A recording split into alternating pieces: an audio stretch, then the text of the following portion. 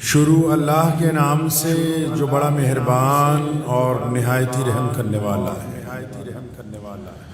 تمام حضرات سورہ فاتحہ اور درود پاک پڑھ لیجئے۔ اعوذ باللہ من الشیطان الرجیم، بسم اللہ الرحمن الرحیم، الحمدللہ رب العالمین، الرحمن الرحیم، مالک یوم الدین، ایاک نعبد و ایاک نستعین، ایاک نعبد و ایاک نستعین، ایاک نعبد وإياك نستعين، اهدنا الصراط المستقيم صراط الذين أنعمت عليهم غير المغضوب عليهم ولا الضالين آمين۔ اللهم صل على محمد وعلى آل محمد كما صليت على إبراهيم وعلى آل إبراهيم إنك حميد مجيد۔ اللهم بارك على محمد وعلى آل محمد كما باركت علی ابراہیم وعلی آل ابراہیم انکا حمید مجید۔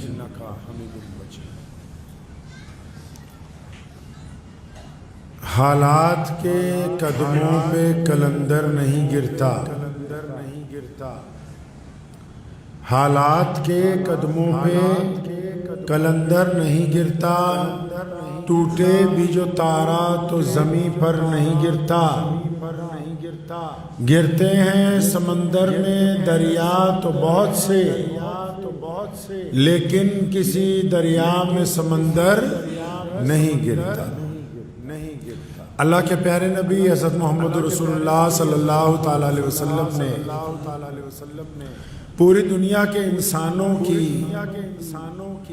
تمام شعبوں میں رہنمائی فرمائی۔ پیارے کریم رسول صلی اللہ علیہ وسلم نے زندگی کا ہر ڈھنگ انسانوں کو عطا فرمایا۔ حالات کیسے کیوں نہ ہو، وقت کیسا ہو،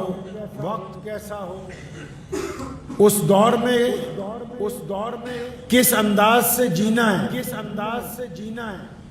کس انداز سے اپنے وجود کو قائم رکھنا ہے، کیسے ایک اچھی زندگی گزاری جا سکتی ہے، ایک باوقار انسان کیسا ہوتا ہے، غیرت کس کو کہتے ہیں، انسانی حمیت کیا چیز ہے، یہ تمام باتیں پیارے نبی علیہ السلام نے انسانوں کو سمجھائیں، کیونکہ جب کوئی بھی انسان پیدا ہوتا ہے تو ظاہر سی بات ہے جس انداز سے اس کی عمر آگے بڑھتی ہے، حالات جو ہیں وہ تبدیل ہوتے رہتے ہیں، جسم کی ہیبت تبدیل ہوتی رہتی ہے، موسم بھی تبدیل ہوتے ہیں، وفاداریاں بھی تبدیل ہوتی ہیں، رشتہ داریاں بھی تبدیل ہوتی ہیں، کاروبار کے حالات بھی تبدیل ہوتے ہیں، حکومتیں بھی تبدیل ہوتی ہیں۔ اتنی تبدیلیوں کے درمیان ایک بندہ کس انداز سے اپنے رب کے ساتھ معاملہ رکھے، ایک بندہ کس رنگ سے جیے، کس ڈھنگ کے ساتھ چلے، اس کی تربیت پیارے نبی حضرت محمد رسول اللہ صلی اللہ علیہ وسلم نے دی ہے انسانوں کو۔ حالات مشکل آ جاتے ہیں، وقت مشکل آ جاتا ہے،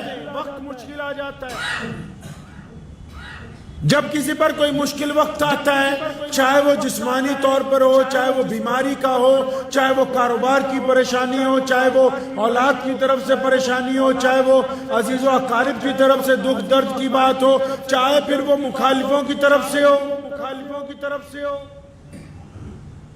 چاہے وہ کسی ایک ملک کی دوسرے ملک کے ساتھ ناراضگی ہو، کیا کرے انسان اس وقت، جب وہ گر جائے پریشانیوں میں، دکھوں میں، تکلیفوں میں، تو اس وقت نبی علیہ السلام نے کیا فرمایا، قرآن نے ہماری رہنمائی کیا کی ہے، کیا بات کہی ہے انسانوں کو۔ ٹھیک ہے کہ جس بندے پر مصیبت آئی، پریشانی آئی، دکھ آیا، جس مرد اور عورت کو تکلیف پہنچ رہی ہے، یا جس ماں باپ کو تکلیف پہنچ رہی ہے، یا جس بڑے آدمی کو یا بچے کو تکلیف پہنچ رہی ہے، وہ ٹھیک ہے، تکلیف تو ہے، حالات سازگار نہیں ہیں، معاملات اچھے نہیں ہیں، یا جسمانی طور پر پریشانی ہے، تو اس پریشانی میں کرنا کیا ہے؟ اسلام کیا کہتا ہے؟ پیارے نبی حضرت محمد رسول اللہ صلی اللہ علیہ وسلم نے کیا تربیت دی ہے کہ ہمیں کس انداز کے ساتھ جینا ہے؟ کتنے خوبصورت بات کہی نبی علیہ السلام نے۔ اللہ تعالیٰ نے قرآن پاک کا درجہ دیا ہے اسے۔ کیا جب نبی علیہ السلام غار کے اندر ہیں، سیدنا ابو بکر صدیق رضی اللہ تعالیٰ عنہ ساتھ میں ہیں، اور دشمن تلاش کرتے کرتے اس غار تک پہنچ گئے، اب غار سے آگے تو کہیں جانے کا راستہ نہیں ہے، بس غار کا منہ ہے اور باہر چاروں طرف دشمن ہیں، اور اس بات کا اندیشہ ہے کہ اگر ان کو پتہ لگ گیا کہ آپ اسی غار میں موجود ہیں تو پھر کیا حالات ہو سکتے ہیں؟ سیدنا ابو بکر صدیق رضی اللہ تعالیٰ عنہ نے اس اندیشے کا اظہار کیا، یا رسول اللہ دشمن بہت قریب آ گیا۔ اے پیارے نبی علیہ السلام، دشمن ہمارے قریب آ گیا ہے۔ نبی علیہ السلام نے ایک ہی لفظ میں، اللہ تبارک و تعالیٰ نے قرآن پاک میں اسے درج کیا ہے، اللہ تبارک و تعالیٰ سے وہ اعلان آیا ہے، ایک ہی لفظ میں اللہ تعالیٰ نے تمام باتیں جس میں ہمت بھی ہے، جرت بھی ہے، استقامت بھی ہے، ایمان بھی ہے۔ کیا فرمایا سیدنا ابو بکر رضی اللہ تعالیٰ عنہ کو؟ فرمایا لا تحزن، کہ ڈرو نہیں، اللہ ہمارے ساتھ ہے۔ ان جملوں نے نبی علیہ السلام کی، یہ جو جملے اللہ تبارک و تعالیٰ سے طرف سے آئے ہیں، ان الفاظات نے دنیا کے تڑپتے ہوئے انسانوں کو، دنیا کے دکھی انسانوں کو، دنیا کے پریشان لوگوں کو، اور دنیا میں خوفزدہ لوگوں کو، دنیا میں ڈر گئے لوگوں کو بس ایک حوصلہ دے دیا، اور کیا بتایا اللہ نے کہ گھبراؤ نہیں، مشکل وقت۔ کتنی بڑی بات ہے۔ آج اگر کسی پر مشکل آتی ہے وہ کیا کرتا ہے؟ لوگ ذرا سی مشکل آتی ہے رونے لگتے ہیں، ذرا سی مشکل آتی ہے پیٹنے لگتے ہیں اپنے آپ، ذرا سی مشکل آتی ہے چیخے مارنے لگتے ہیں، ذرا سی مشکل آتی ہے اپنے یار دوستوں کو بلا کے اپنا رونا لے کے بیٹھ جاتے ہیں، تھوڑی سی پریشانی آتی ہے الگ الگ لوگوں کے آگے جا کے منتیں کرتے پھرتے ہیں، اور نبی علیہ السلام کو اللہ تبارک و تعالیٰ نے نسخہ کیمیا عطا فرمایا ڈرو نہیں، مشکل میں ڈرو نہیں۔ یہ پہلا نقطہ ہے انسانی زندگی کو عزت سے جینے کا، یہ پہلا فلسفہ ہے۔ چاہے وہ کسی بھی مذہب سے کوئی انسان تعلق رکھتا ہو، اگر اس کو کوئی ڈرا رہا ہے اور وہ ڈر رہا ہے تو اس کا مطلب وہ جیتے جی اپنے آپ کو موت کی طرف لے جا رہا ہے۔ اگر کوئی ڈر رہا ہے بیماری سے تو اس کا مطلب جتنے دن بچے ہیں وہ ان کو ضائع کر رہا ہے۔ اگر کوئی ڈر رہا ہے کاروبار سے تو اس کا مطلب جو ترقی کی منازل طے کرنی ہے وہ اس کو ڈبونے کی طرف لے جا رہا ہے۔ اگر کوئی ڈر رہا ہے اپنی اولاد کو سدھارنے سے تو اس کا مطلب ان کو جہنم کی طرف دھکا دے رہا ہے۔ اللہ تبارک و تعالیٰ نے دو ٹوک فرمایا کہ میرے پیارے نبی علیہ السلام آپ گھبرائیں نہیں، آپ ڈریں نہیں، کیونکہ اللہ کی ذات آپ کے ساتھ ہے، اور یہ کائنات کا دستور ہے کہ جن لوگوں کے ساتھ رب ہوتا ہے دنیا والے ان کا کچھ بگاڑ نہیں سکتے۔ جن کے ساتھ رب کی ذات ہوتی ہے دنیا والے ان کا نہیں کچھ بگاڑ سکتے۔ یہ فلسفہ نبی علیہ السلام نے حکم دیا امت کو کہ مشکل وقت میں سب سے پہلے کیا کرنا، سب سے پہلے اس بات کا یقین رکھنا کہ ہمارا رب ہمارے ساتھ ہے، اور پھر مشکل وقت میں کیا کرنا، پھر مشکل وقت میں صبر کے ساتھ وقت گزارنا۔ مشکل وقت میں صبر کے ساتھ وقت گزارنا، اور تیسرا مشکل وقت میں کیا کرنا؟ اپنے دماغ کو، اپنے ہوش و حواس کو ٹھکانے رکھنا، اور پھر یہ دیکھنا کہ کیا میں کیا کر سکتا ہوں جو ان حالات سے میں باہر نکلوں۔ اسلام نے کہا، نبی علیہ السلام کا فرمان حدیث پاک کا مفہوم ہے، فرمایا میں خوشیاں بانٹنے آیا ہوں، لوگوں کو خوشیاں بانٹنے کے لیے آئے۔ ہم لوگ کیسے کرتے ہیں جی مشکل وقت میں؟ ہمارا کوئی عزیز بیمار ہو جائے، کوئی پڑوسی بیمار ہو جائے، اور ایسے کئی منافق صفت لوگ ہوتے ہیں معاشرے میں جو کسی کو ملنے کے لیے جائیں گے، پتہ لگے گا بیمار ہے، جاتے ہی کہیں گے تو تو پہلے سے بڑا کمزور نظر آ رہا ہے۔ وہ کہنے والے کا مقصد یہ ہے کہ جو بندے کو میں کہہ رہا ہوں اس کا دل ٹوٹ جائے، دل بیٹھ جائے اس کا۔ جو لوگوں کو ڈرانا چاہتے ہیں وہ یاد رکھیں، آج وہ جن کا دل توڑ رہے ہیں، آج وہ جن کو ڈرانے کی کوشش کر رہے ہیں، کل جب ان پر وقت آئے گا انہیں سہارا دینے والا نہیں ملے گا کوئی۔ ہم کیا کر رہے ہیں معاشرے میں؟ اگر کوئی تکلیف میں ہے، کوئی بیماری میں ہے، ہم ملنے جا رہے ہو بھیا تم تو بہت بیمار نظر آ رہے ہو، یعنی ہم نے اس کی ہمت بڑھانے کی بجائے اس کی ہمت توڑ دی۔ اور یہیں پر بس نہیں کرتے، بیماری کا پوچھیں گے اور پھر کہیں گے ہاں ہمارے تایا جی، ہمارے فلاں ماموں بھی اسی بیماری سے مر گئے تھے۔ یہ کس نے سمجھائی یہ بات؟ اللہ اور اس کے رسول صلی اللہ علیہ وسلم کو یہ باتیں پسند نہیں ہیں۔ مشکل صرف یہی نہیں ہوتی کہ کوئی حکومت کسی حکومت کے مخالف ہو، مشکل صرف یہ نہیں ہوتی کہ کوئی سیاستدان آپ کے ساتھ مخالف ہو، مشکل یہ بھی تو ہے کہ آپ کو کاروبار میں نقصان ہو رہا ہو اور آپ اس نقصان سے جھوج رہے ہوں، اور اس نقصان کے درمیان آپ کو کوئی مجبور کرے کہ فلاں آدمی کے ساتھ جا کے ہاتھ پھیلا لو، آپ اپنی غیرت کی وجہ سے اپنا ہاتھ واپس لے آئیں، یہ بھی تو وہ مشکل ہے۔ اور جب آپ غیرت کی وجہ سے اپنا ہاتھ واپس لے جائیں گے تو اللہ تعالیٰ اس مشکل میں آسانی پیدا کر دیں گے، اس مشکل میں آسانی۔ علامہ اقبال رحمت اللہ علیہ کا بیٹا لندن میں پڑھتا تھا، اس نے ابا کو چٹھی لکھی کہ مہینے کے پیسے جلدی ختم ہو گئے، آپ اگر کہیں فلاں آپ کا ایک دوست یہاں پہ رہتا ہے، اس سے 100 پاؤنڈ ادھار لے لوں، اس سے کچھ پیسے ادھار لے لوں۔ پھر جب آپ بھیجتے ہیں ہر مہینے، جب آپ بھیجیں گے تو یہ میں پیسے اس کو دے دوں گا۔ تو علامہ اقبال نے اس کے جواب میں پوری نظم لکھ دی، فرمایا خودی نہ بیچ غریبی میں نام پیدا کر۔ غیرت بیچنی بڑی بات ہے، لوگ اس کو معمولی بات سمجھتے کہ جس کے مرضی سامنے جا کے ہاتھ پھیلا دو، جس کو مرضی جا کے کہہ دو کہ میری مدد کر دے۔ ارے جس نے اپنے رب کو مدد کے لیے پکارا نہ ہو، اور پھر رسول اللہ فرماتے ہیں کہ جس نے رب کو چھوڑ کے بندوں کے آگے ہاتھ پھیلانا شروع کیا، فرمایا ساری زندگی مانگتا رہے گا، اس کی ضرورت کبھی پوری نہیں ہوگی۔ ساری زندگی مانگتا رہے گا۔ غیرت اس کو کہتے ہیں۔ مشکل صرف بیماری نہیں ہے، مشکل صرف سیاسی اختلاف نہیں ہوتے، یہ بھی تو مشکل ہے کہ کسی نوجوان آدمی کو کوئی نوجوان عورت زنا کی دعوت دیتی ہو، یہ بھی تو مشکل ہے کہ کسی نوجوان لڑکی کو کوئی نوجوان لڑکا زنا کی دعوت دیتا ہو اور وہ روزانہ چاہتا ہو کہ یہ میرے ساتھ لگ جائے، یا وہ خاتون چاہتی ہو کہ یہ میرے ساتھ چھپ کے گناہ کرے۔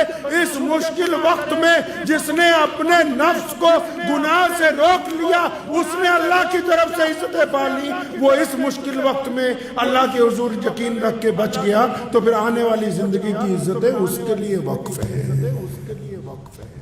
یہ بھی تو مشکل ہے، اپنی جوانی کو سنبھال کے رکھنا کتنا مشکل کام ہے، اس میں سے بھی تو نکلنے کا راستہ چاہیے۔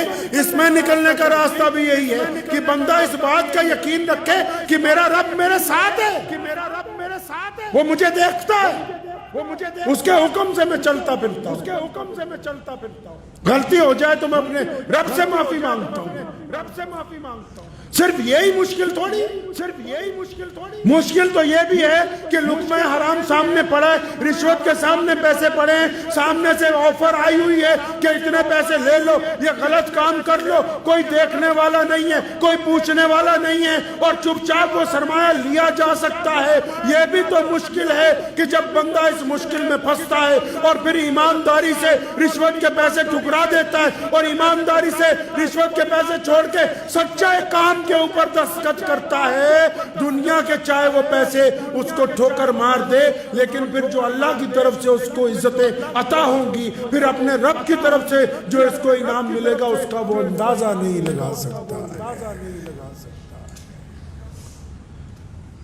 کہا نا نبی علیہ السلام نے کہ اپنے بھائیوں کی مدد کرو، بھائی اپنے بھائی کی مدد کرو۔ صحابہ نے پوچھا یا رسول اللہ کیسی مدد کریں؟ فرمایا جو تمہارے بھائی مظلوم ہیں، یعنی جو غریب لوگ ہیں، جو محتاج ہیں یا جن پر ظلم ہو رہا ہے، ان کی مدد کرو۔ اور پھر نبی علیہ السلام نے اگلی بات فرما دی اور فرمایا اپنے ان بھائیوں کی بھی مدد کرو۔ یا رسول اللہ کن بھائیوں کی؟ فرمایا جو ظلم کر رہے ہیں۔ یا رسول اللہ جو مظلوم ہیں ان کی مدد تو کر سکتے ہیں کہ ان کے ساتھ کھڑے ہوں، ان کے ہمدردی کے لیے کھڑے ہوں، ان کو کھانا پینا دیں، ان کو کپڑے دیں، ان کو دشمن سے بچائیں، لیکن یا رسول اللہ جو بھائی ظلم کرتے ہیں ان کی مدد کیسے کریں؟ کریم نبی نے فرمایا کہ یہ صلی اللہ کریم نبی نے فرمایا جو تمہارا بھائی ظالم ہو اس کو ظلم سے روکو، اس کو ظلم سے روکنا اس کی مدد ہے، ظلم سے روک دینا اس کو اس کی مدد۔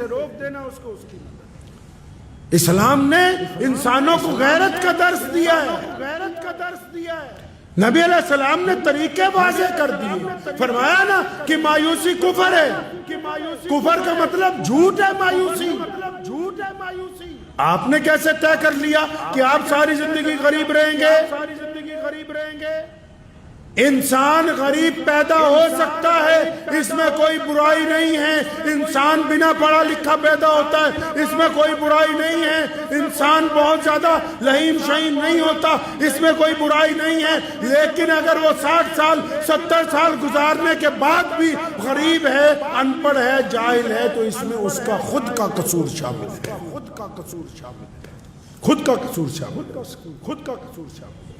کس نے کہا کہ آپ عزت نہیں پا سکتے؟ یہ کس نے سمجھایا کہ آپ ساری زندگی بس 3rd کلاس کی زندگی گزارنے والے بن کے آئے؟ نہیں، کوئی ماں کے پیٹ سے ولی نہیں بنتا، کوئی ماں کے پیٹ سے بلینئر نہیں پیدا ہوتا، کوئی ماں کے پیٹ سے اربوں پتی سرمایہ دار نہیں پیدا ہوتا ہے۔ یہ اللہ تبارک و تعالیٰ نے خزانے اپنے دنیا میں پھیلا کے رکھے ہیں۔ اب آپ کی مرضی ہے کہ آپ اپنے قوت عمل کے ساتھ کس طرف جاتے ہیں، آپ اپنا وقت کہاں گزارتے ہیں۔ آپ لوگوں کو خوف زدہ کرنے میں وقت گزار رہے ہیں کہ لوگوں کا ساتھ دینے میں وقت گزار رہے ہیں؟ آپ نے زندگی میں کون سا رنگ اپنایا؟ کیا ڈھنگ اپنایا ہے؟ کیا یہ صرف کافی ہے کہ ہم لوگ 5 وقت نماز پڑھیں، شکل صورت سے مسلمان نظر آتے ہوں؟ کیا اس سے اسلام مکمل ہو سکتا ہے؟ ایسا ممکن تو نہیں ہے۔ نبی علیہ السلام نے تنہا دین شروع کیا۔ دیکھیے اگر کامیابی کی داستان کسی کو سنانی ہو، کامیابی کی داستان کسی کو سنانی ہو تو ہمارے نبی علیہ السلام نے دین کب شروع کیا؟ جب مکے میں تنہا تھے۔ اور آج دین اسلام کہاں پہنچا؟ دنیا کا سب سے بڑا مذہب بن کے کائنات کے درمیان میں موجود ہے، کیونکہ نبی علیہ السلام نے امت کو تربیت دی، انسانوں کو یہ بات سمجھائی ہے کہ اللہ نے جو آپ کو وقت دیا ہے اس کو عمل میں لے کے آئیں، اس کو کام میں لے کے آئیں۔ بیٹھ کے ہاتھ پر ہاتھ دھرے رہنے سے کسی کو کامیابی حاصل نہیں ہو سکتی۔ اور پھر وہ لوگ جو کہتے ہیں کہ ہم کامیابی کی طرف تو جانا چاہتے ہیں لیکن کچھ لوگ ہماری ٹانگیں کھینچتے ہیں، کچھ لوگ آ کے ہماری برائی کرتے ہیں، کچھ لوگ آ کے ہمارا حوصلہ توڑنا چاہتے ہیں۔ ارے بھائی اچھی طرح اس بات کو سمجھ لیجئے، اس بات کو اچھی طرح سمجھ لیجئے۔ سیدنا بلال رضی اللہ تعالیٰ عنہ گھر پہنچے، مکے میں تھے، روزانہ مار کھا کے آتے تھے بازار سے، رات کو شام کو جب گھر پہنچے تو اماں نے کہا بلال میرے بچے ہم لوگ مکہ چھوڑ کے جائیں گے، کہیں اور جائیں گے۔ بڑے حیران ہوئے۔ نبی علیہ السلام کے صحابی ہیں نا، اپنی ماں کو دونوں کندھوں سے پیار سے پکڑا اور پوچھا اماں جی آپ کو یہ بات کس نے سمجھائی ہے؟ پتا تھا نا کہ ماں تو میری ہی ماں ہے، بندے کو اپنی ماں جس طرح باپ کو ماں کو اولاد کا پتا ہوتا ہے، اولاد کو بھی تو ماں باپ کا علم ہوتا ہے کہ ان کا مزاج کیسا ہے۔ اماں آپ تو کبھی ایسی بات نہیں کرتی تھی کہ مکہ چھوڑ کے چلے جائیں گے، آپ کو یہ کس نے بات سمجھائی؟ تو کیا کہا سیدنا بلال رضی اللہ عنہ کی امی نے؟ فرمایا میرے بیٹے آج ابو جہل آیا تھا گھر پہ۔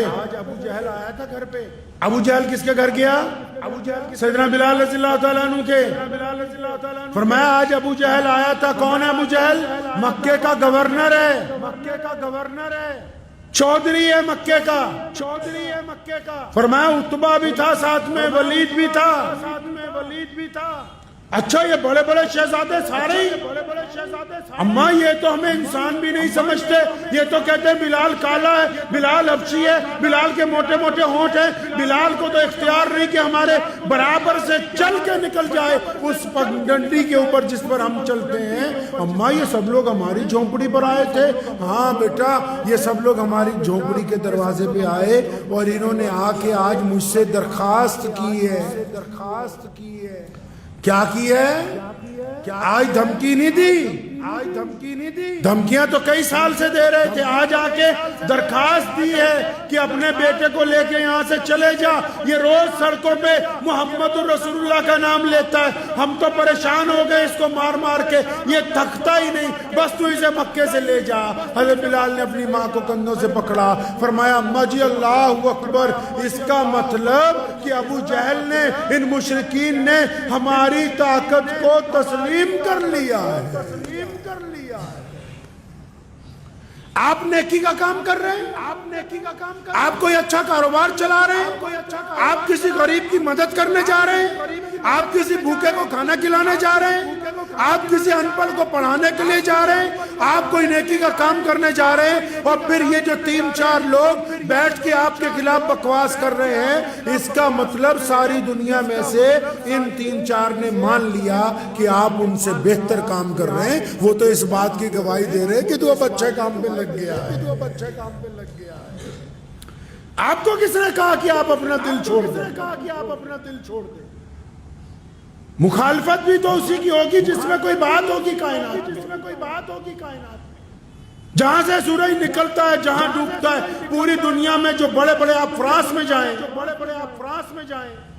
نبی علیہ السلام کے خلاف نعوذ باللہ کتنی بار کارٹون بنایا۔ ارے اللہ کے بندے، رسول اللہ صلی اللہ علیہ وسلم مکے میں پیدا ہوئے، رسول اللہ مدینہ منورہ میں آرام فرما ہے، فرانس والوں کو کیا تکلیف ہو گئی؟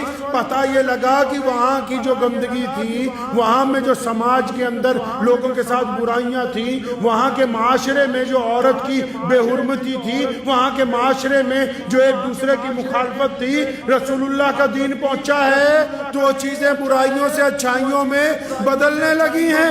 اب جو برے ہیں ان کو تکلیف ہو رہی ہے، تو مشکل وقت میں لوگوں کی حوصلہ افزائی کرنے کی بجائے ان کی ہمت کو توڑنا یہ حرام ہے۔ قوموں کو یہ سمجھانا کہ تم کچھ نہیں کر سکتے، یہ حرام ہے۔ کسی کو یہ سمجھانا کہ تمہارے بس میں کچھ نہیں، تم ترقی نہیں کر سکتے، تم پڑھ نہیں سکتے، یہ حرام ہے۔ کسی کو یہ کہہ دینا کہ تیرا کام تو چل ہی نہیں سکتا، تو ساری زندگی ریڑھی لگائے گا، یہ حرام ہے کہنا۔ کسی کو کہنا کہ تیرا نکاح ہی نہیں ہو سکتا، تیرے بس کی بات ہی نہیں ہے کہ تو اچھی زندگی گزار سکے، یہ حرام ہے۔ کیا حلال حرام صرف نماز میں ہی ہوتا ہے؟ نبی علیہ السلام نے زندگی جینے کے ڈھنگ عطا کیے، تبھی تو کسی نے کہا نا کہ حالات کے قدموں پہ کلندر نہیں گرتا۔ کلندر وہی نہیں ہے جس کے دونوں ہاتھ میں دو تسبیحیں ہیں اور جسم پہ کپڑے کوئی نہیں، وہ کلندر نہیں۔ جو مشکل وقت میں رزق حلال کما کے اپنی اولاد کے منہ میں ڈال رہا ہے، یہ کلندر ہے۔ جو زنا سے منہ موڑ دیتا ہے، یہ کلندر ہے۔ جو دشمن کو اس کی اوقات بتا دیتا ہے، یہ کلندر ہے۔ جو بیٹی کے سر پر دوپٹہ رکھ دیتا ہے، وہ کلندر ہے۔ جو کسی غریب کے منہ میں لقمہ ڈال دیتا ہے، وہ کلندر ہے۔ جو کسی مظلوم کو اٹھا کے اپنی چھاتی سے لگا لیتا ہے، وہ کلندر ہے۔ آپ کو کس نے سمجھایا کہ جو کلندر تو وہی ہے جو سگریٹ کا دور لمبا سا کش مار کے زور سے کہے اللہ اکبر؟ وہ کلندر نہیں ہے، وہ بے ایمانی کر رہا ہے، خدا کا نام بیچنے کی کوشش کر رہا ہے۔ اسلام کی اصطلاح کو دل کی گہرائیوں سے نبی علیہ السلام کے طریقے کو سمجھ لیں۔ پیارے نبی علیہ السلام نے ہمیں یہ صفات مسلمانوں کو عطا فرمائی کہ دیکھو تمہیں بھیج دیا ہے اللہ نے اپنی امت بنا کے، اب لوگوں کے کام آنا، اب ہمدردیاں کرنا، اب مظلوموں کے کندھے سے کندھا لگا کے کھڑے ہونا اور مشکل وقت میں گھبرانا نہیں۔ آپ نے دیکھا نہیں فلسطین میں سپر پاوریں ایک طرف ہیں، سپر پاوریں سمجھتے ہیں؟ دنیا کی سپر پاور ہے امریکہ، سپر پاور ہے جاپان، سپر پاور ہے فرانس، سپر پاور ہے آسٹریلیا، سپر پاور ہے اسپین۔ کدھر ہے ساری کدھر ہیں؟ یہودیوں کی طرف۔ دنیا کی ساری سپر پاوریں کدھر؟ یہودیوں کی طرف۔ اور ادھر جن کے ساتھ جو مدد ہونی چاہیے تھی، جنہوں نے ابھی کرنی تھی مکمل، وہ بھی ابھی اپنے رنگ ڈھنگ میں نہیں آئے، لیکن اس کے باوجود اللہ نے ان کو عزت عطا فرمائی۔ شہادتوں کے باوجود اللہ نے استقامت عطا فرمائی، اللہ نے صبر عطا فرمایا، اللہ نے ہمت عطا فرمائی۔ تو یہی تو بات ہے کہ جن کا یقین اپنے رب کی ذات کے اوپر کامل ہے، ان کو دنیا کی پوری طاقتیں مل کے بھی شکست نہیں دے سکتی۔ اسی کو اپنی ذاتی زندگی میں بھی سمجھیں، اس نظریے کو بدل لیں کہ کوئی کچھ نہیں کر سکتا۔ اللہ نے آپ کو عقل دی ہے، تعلیم حاصل کیجئے، عقل دی ہے بہترین کاروبار کیجئے، عقل دی ہے مظلوموں کا ساتھ دیجئے، لوگوں کے سامنے پیارے نبی صلی اللہ علیہ وسلم کی تعلیمات کو واضح کیجئے۔ ہمارا کام بنتا ہے کہ نا امیدی کا انکار کرنا، اس بات کو طے کرنا کہ ہم لوگ پازیٹیو سوچنے والے ہیں، اچھا سوچنے والے ہیں، برا سوچنے کے لیے رسول اللہ صلی اللہ علیہ وسلم نے منع فرمایا۔ کریں گے انشاءاللہ تعالی اپنی ذات سے، پہلے اپنی ذات سے شروع کریں۔ اپنے متعلق برا نہ سوچا کریں کہ مجھ سے تو کچھ ہوگا نہیں، اپنے متعلق برا نہ سوچیں، اپنے بچوں کے متعلق، بیوی اور ماں باپ کے متعلق برا نہ سوچیں۔ یہ زندگی بار بار نہیں ملتی، اور اللہ نے جو عطا کی ہے اس کو لوگوں کی خدمت میں لگائیں، اور جب کسی کی خدمت کرنے لگے، جب کسی کی مدد کرنے لگے تو مذہب کی اینک لگا نہ لینا، یہ نہ سمجھنا کہ کون مسلمان ہے، کون ہندو ہے، کون سکھ ہے، کون عیسائی ہے، کون دلت ہے، کون بودھی ہے۔ مدد کرتے وقت اینک نہ لگا لینا مذہب کی، سوچتے وقت کسی کے متعلق جب آپ رائے قائم کرنے لگے، کسی کے متعلق جب آپ اپنے دل میں کوئی رائے قائم کرنے لگے تو مذہب کی اینک لگا کے رائے قائم مت کرنا۔ یہ رسول اللہ صلی اللہ علیہ وسلم کی سنت ہے۔ پیارے نبی صلی اللہ علیہ وسلم کے پاس جب دشمن بھی آتے تھے تو رسول اللہ ان کے متعلق اچھی رائے رکھتے تھے۔ ایک واقعہ صحابہ کرام کے آنسو نکلائے اس موقع موقع پر صحابہ کو بلایا اور فرمایا میرے صحابہ، سیدنا ابو بکر کو بلایا اور عمر فاروق رضی اللہ تعالیٰ عنہ کو بلایا، تمام جید صحابہ قریب آ گئے۔ اس دن ایسی بات کہی باقی صحابہ کی آنکھوں میں آنسو آ گئے۔ فرمایا صحابہ ابو جہل کو تو جانتے ہو؟ کون ابو جہل؟ جس نے ساری زندگی پتھر مارے، جس نے گلی کوچوں کے اندر گلے میں رسی ڈالنے کی کوشش کی، جو نبی علیہ السلام کے ساتھیوں کو قتل کرتا رہا اور جو مدینے کو ختم کرنے کے لیے آیا، جس نے بدر کے میدان میں جنگ کی بٹی کو گرم کیا۔ کون ابو جہل؟ جس نے بیت اللہ میں جانے نہیں دیا، جس نے کبھی علیہ اعلان نماز نہیں پڑھنے دی، جو نعوذ باللہ روزانہ کہتا تھا نعوذ باللہ من ذالک نقل کفر کفر نہ باشد کہ میں محمد رسول اللہ کی جان کا دشمن ہوں۔ فرمایا صحابہ کو کہ سنو ابو جہل کو تو جانتے ہو؟ یا رسول اللہ کون نہیں جانتا اس دشمن کو؟ فرمایا اس کا بیٹا اکرمہ آ رہا ہے ایمان قبول کرنے، تمہیں اللہ کا واسطہ ہے اس کو طعنہ مت دینا۔